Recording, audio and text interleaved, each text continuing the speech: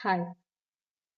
தாட்ஸ்ல 2 வகையான தாட்ஸ் இருக்கு. ஒண்ணு பாசிட்டிவ் தாட்ஸ், இன்னொன்னு நெகட்டிவ் தாட்ஸ். இப்போ ரீசன்ட் டேஸ்ல நம்ம லைஃப்ல பாசிட்டிவ் தாட்ஸை விட நெகட்டிவ் தாட்ஸ் அதிகமா இருந்தா, இது இந்த ஏஜ்ல வரக்கூடியது தானே, இந்த மாதிரி சூழ்நிலையில நம்ம இதெல்லாம் நமக்கு இருக்கு தானே அப்படின்ற மாதிரி திங்க் பண்ணிடுவோம். ஆனா இந்த நெகட்டிவ் தாட்ஸ்ங்கிறது கொஞ்ச நாளைக்கு இருக்கலாம், இல்ல ஒரு சில விஷயத்துல இருக்கலாம்.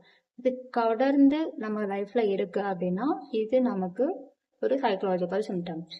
ஸோ இது நீங்க அட்ரஸ் பண்ணி தான் ஆகணும். நம்ம மோஸ்டா திங்க் பண்றது என்னன்னா, இது எல்லாருக்கும் இருக்கக்கூடியது தானே அப்படின்னு நம்ம யோசிப்போம். ஆக்சுவலா கிடையாது, எல்லாருக்கும் இருக்கக்கூடியது தான். ஆனா எல்லாரும் என்ன பண்றாங்க, அதுக்கான ப்ராப்பர் சேனல்ஸை அட்ரஸ் பண்ணாம இருக்காங்க. ஸோ அப்படி அட்ரஸ் பண்ணாம இருக்கிறதுனாலயே அவங்களுக்குள்ள இருக்கக்கூடிய பாசிட்டிவ் தாட்ஸை விட நெகட்டிவ் தாட்ஸ் தான் அதிகமா ரன் ஆயிட்டு இருக்கு.